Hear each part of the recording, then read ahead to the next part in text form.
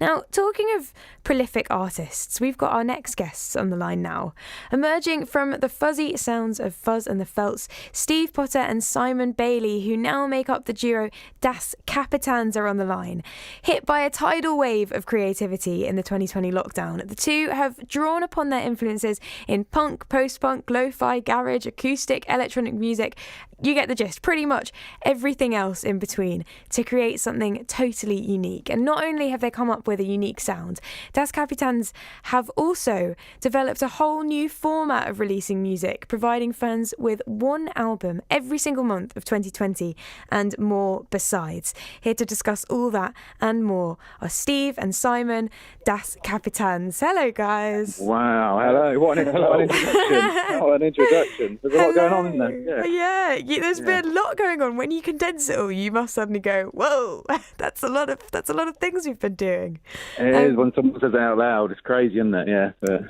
Yeah, they were my words pretty much. When I saw this project in your first month, I thought, crazy. Absolutely crazy. But tell me, Simon, how Das Kapitans actually came about in the first place. Yeah, well, it came about because of lockdown really last year when Fuzz and the Felts, our other band, kind of had to stop because that's really a collaborative band where we have to work together in a room to create music. At the end of the year, Steve started putting some of his old songs under the name Das Kapitans, and I thought, I fancy a bit of that. Can I get involved and stick a few songs out as well? So we stuck a few old tracks on an album in to release at the start of the year, and then I don't remember the exact moment, but at some point we said, let's write a load of new songs and put 12 albums out. And we didn't question it. We just said, all right.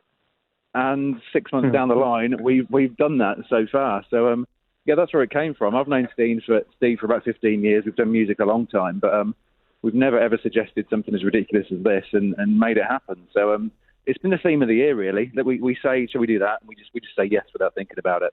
Wow. And so far, it's working. Steve, have you been a prolific artist in the past? I mean, is this like common that you would write that many songs a month anyway? I'd always, I always write quite a lot of songs, to be honest with you, or wrote and recorded a lot of ideas. I remember my old iPod, massive iPod with like 256 gig of memory or whatever, and I remember there being about 120 songs on there, which were mine, kind of.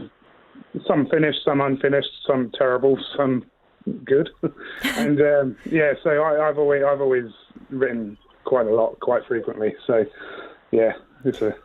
And so when it comes to getting an album together every month, how much are you sort of going back through the archives, old voice memos and all of that, and pulling old bits together? Less than we thought we were going to. Actually, when we originally started it, we had something like 150 ideas probably on our iCloud drive, and we thought that we would be able to kind of go back to them and finish some of them off and put those into it. But then we ended up kind of, as we were going along, writing new songs because to suit an album, deciding on a theme for an album, if you will, and kind of write new songs a lot of the time for them. So there's a few of the old ideas on there, but mostly it's kind of writing new stuff that month. Wow. And what have been some of the biggest challenges in doing this, Simon? Staying motivated at times. The biggest problem is for us is we keep trying to do more things as well. As well as writing the 12 albums, we've decided to do a YouTube channel and do something called Das Kapitans, where we interview people such as yourself who are doing the other side of music and promoting bands, sound engineers. We've been doing the YouTube channel. We've now turned that into a podcast. And we're also doing a thing where we're putting local bands together to promote local bands and to really work together as a team, as a bunch of local bands. So we're not just doing the kind of the music and leaving it at that. We're making videos as well. So the biggest challenge is ourselves, to be honest, and how carried away we get. Because we're running out of hours in the day. And tonight I'm just over the border in Cambridgeshire and Peterborough seeing some live bands for the first time in about a year. That's another challenge. Is fitting in real life around our crazy stay-at-home project. Yeah, I was saying to Steve just before this, I mean, it works when no one's doing anything, doesn't it? And lockdown is perfect for that. And when lockdown ended, you guys must have been the only people to go, oh, really? Oh, we've got to do this now? Well, yeah, this is it. We've spoken to so many people by doing this online and done some collaborations recently with people that all these conversations with people saying, yeah, we'll come to your gigs, and now those gigs are here. And it's like, oh, got to find time for that as well now. But no, it's an absolute pleasure to be out tonight, to be honest, and see some of the kind of the talent in the area. It's brilliant. Well, I want to talk to you more about everything that you've just raised, really. There's so much to chat about. But before we do that, I wanted to play one of the tracks from the first album that you released on the 1st of January 2021. And this track, Tom Cruise, comes off that album. So can you tell me a little bit about what that whole album was about and a bit about this track as well? Yeah, go for it, Steve. This was your baby. Yeah, well, Tom Cruise was that I wanted to write a kind of garage punk disco crossover almost sort of thing. So like a garage punk song with a proper dancey vibe to it, and that one was just kind of. Our songs don't tend to have too many meanings to them, but this one was just. I thought it was quite catchy with the whole Tom Cruise lines towards the end, and there's not too much of a story behind the lyrics or anything like that. In terms of the album, this one is perhaps our most kind of mixed bag of songs on it, because this is where we were kind of trying to find which way we were going to go with all the music. So there's various different songs on this album. Tom Cruise is just, I love that one. That got a lot of radio play and podcast play at the start when we first were doing this. So. Yeah, we love this one. I think it's a great one to introduce everybody to what it is that you were doing at the start, at least. Here it is then, Das Kapitans and Tom Cruise. Yeah.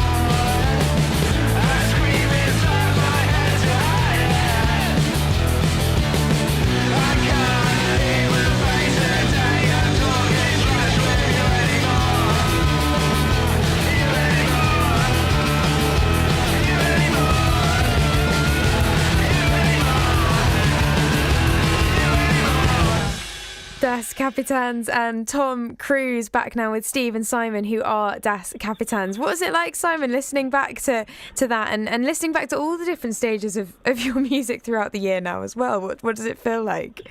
Well, it's crazy actually, because it feels like about 5 years ago since we put out album one or a song like Tom Cruise. You lose all concept of time by working on an album a month and releasing it, and we don't know the year in months anymore. We just know it as album one and album two and album three. So it does make life very strange by doing this. And the normal life is going on. We both have full-time jobs and everything else that comes with it. And so we have this strange little life after hours going on, doing all this music. But no, it's very proud as well, looking back at what we've done so far and hearing a song like Tom Cruise just then on your radio show. No, it's a nice moment to hear it, that the effort is being noticed. What does it do to your creative process to have to just put out music like that and have a deadline for it every time? Because, I mean, I imagine that you lose all sort of fussiness over the little things that, I don't know, do you know what I mean? The things that you might keep going back over in a mastering process or whatever. How does that affect it, Steve? Well, in all honesty, we found ways of doing things, shortcuts in terms of doing mastering and all that kind of stuff, and we're never, neither of us are particularly fussy about what's going out. We're normally pretty much like what each other is sending each other, and so it tends to just be a few little tweaks here and there. But we kind of know what our sound is now, so in order to get that, I've got a certain amount of presets in terms of mixing and all this kind of stuff, which I can then easily add to every single track and make them all sound like Das Kapitans. So but I mean, in all honesty, we've always worked in this kind of way in terms of how we write songs anyway. They tend to be quickly written and quickly recorded, and we're just impatient in terms of wanting to send them out. And so in terms of the process, like, so say for next month's album, Simon, can you talk me through what you're actually looking at, what this next month is going to look like to get this album together and out in time for the 1st of July, which already to me, that's scary. It's so soon. With what we are, start of June now, so album 6 has just come out, called XYZ. So album 7 is actually written and has been sent off to the streaming sites already. Wow. We got ahead of ourselves over the last few months, and album 7 was completed, written, mastered a couple of weeks ago. So we're kind of done with that one. The artwork's done, everything's done. So now we're putting our feet up actually for 2 weeks and getting a bit stressed about it, because we've got album 8 to write for August, and we're worried about that a little bit, because we've put our feet up for the first time for the year, really, which is unusual. But no, normally the process is that we do work to tight timescales. We turn around an album around it in 4 weeks. We really push hard over a 2 or 3 week period, and then it's a case of then seeing what time we've got to get on streaming sites. We use Bandcamp a lot. That's our main source of how we share our music, because that's got a community feel. And then we just, whatever extra time we get, to stick a few videos together. And everything we do is DIY. We do it at home. We've got laptops, computers at home. Everything is DIY. Making the videos, making the CDs is all DIY as well. So it's we're learning a lot from doing it as well. I think we're not young anymore. We're both hitting about 40, but we've learned so much in the last 6 months, I think, more than we have done in the rest of our lives, because of how we're just pushing ourselves. Can I ask if you've got any tips for writer's block then? I'm thinking you have the best tips in the world now. Well, that's it. I don't know about you, Steve, but I think I've had less writer's block this year than I have in my whole life. Really? Just by going for it and not overthinking it. That's the problem. If you overthink things, if you try and think of a song, I need to have meaning in this song. No, you don't. You just need to create something that you like the sound of. That's the most important thing. Don't worry about what other people might think, and don't think, does this have deep meaning or tell a story? That can come late. That can come later. Steve, what do you think? Yeah, and don't try and overcomplicate things.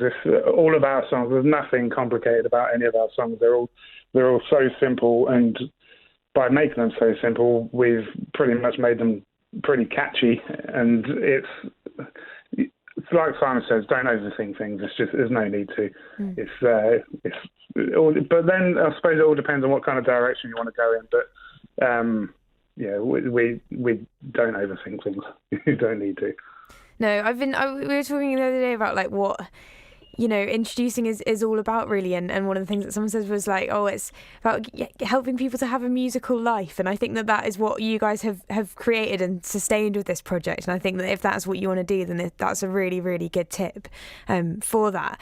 And you said earlier as well that you've been saying yes to absolutely everything, so you also had a bonus EP amongst this. It's just ridiculous. You didn't just chuck that on an album, but you had a bonus EP as well, and then you had a sort of special single release as well with Matt from Cool to the Faithful called Time, that track was. So how did that collaboration come about? We'd written this song Time. It had been floating around for a few months, and to us it sounds like a bit of a kind of a alternative rock anthem. To anyone else they wouldn't think that, but compared to what we normally do, it had that feel to it for us. And neither me or Steve have a grace with the most wonderful vocals in the world, and so we we reached out to a guy that we kind of knew, the band called The Faithful, Matt, who had a more traditional rock voice. So we just reached out to him and sent it across, and no pressure. We said to him, just if you fancy having a go, have a go. And he sent it back, and he just completely nailed it. So that's how that one came about. That's why that doesn't sit on an album particularly, because it doesn't really fit with what we do. But we thought it sounded good, so we stuck it out as a single. And the bonus EP as well, that was because we got speaking to a small record label over in Turkey.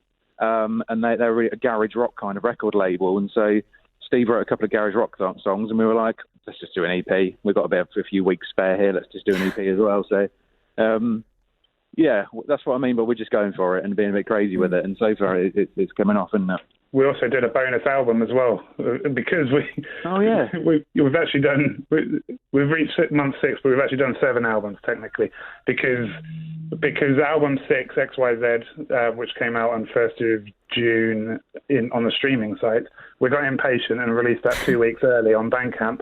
And so to celebrate the fact, when on streaming release day, we also released another album, which was a bunch of singles and odd jobs which didn't really necessarily fit onto any of the other albums, and so put it out as a kind of odd job album. God, yeah. That's brilliant. For the June album XYZ, while I'm here, I've got to mention that we've collaborated on that with an amazing local band called Collars, and a young artist called Oscar as well. Oscar in a band called King Speedway. So I just want to mention those two bands, King Speedway and Collars. Yeah, amazing collaborations they've done for the album with us. I had a watch, and you did a podcast episode with Collars as well, was one of your podcast episodes. I was watching that one earlier, and they're great. Their music's great, and it was a really nice chat as well. So definitely go check that out as well. Actually, I'm seeing them tonight, in Peterborough right now. So yeah, they're on stage in about half an hour. So I bet I'll be too long. Fantastic. That's brilliant. Yeah. Well, you said as well that you've got live rehearsals, so have you got any gigs coming up? Yeah, Steve, go for it. Well, we got nothing organised just yet, because we've only had a few rehearsals at the moment, but we're in the process of trying to sort some out with some local bands. There's Ice Cream Headache, Petrol Boys, and Soviet Films. We're trying to sort of gig out with them. But we've been imaginative in terms of the live band. We've taken on the drummer from an amazing band called Fuzz and the Felts, and the bass player is an amazing bass player who was previously a guitar player from an amazing band called Fuzz and the Felts. So we're being imaginative with our live act. Oh, brilliant. Well, before you guys go, I'm going to ask you the hardest question. Have you got a favourite track out of everything that you've done, if you had to pick one? Or maybe you can have a favourite album if that's too hard. In terms of albums, there's I'm actually really excited about the new one that's coming out in July, because that's a lot of my kind of it's a very much a punk album that's coming out in July, and that's a lot of my influences, so I'm pretty excited about that one to come. And Simon, what's your favourite so far?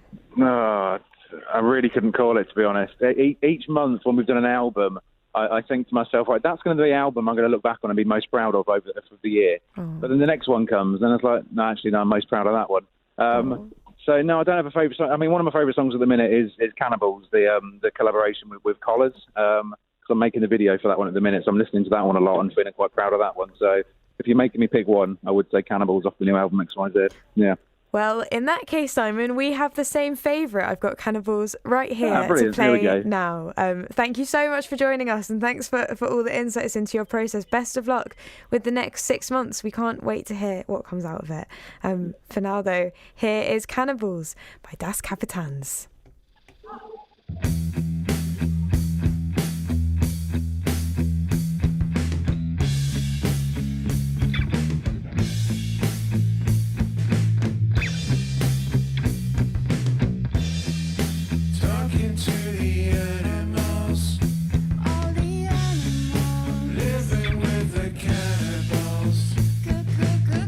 At least that's how it seems. I know you always want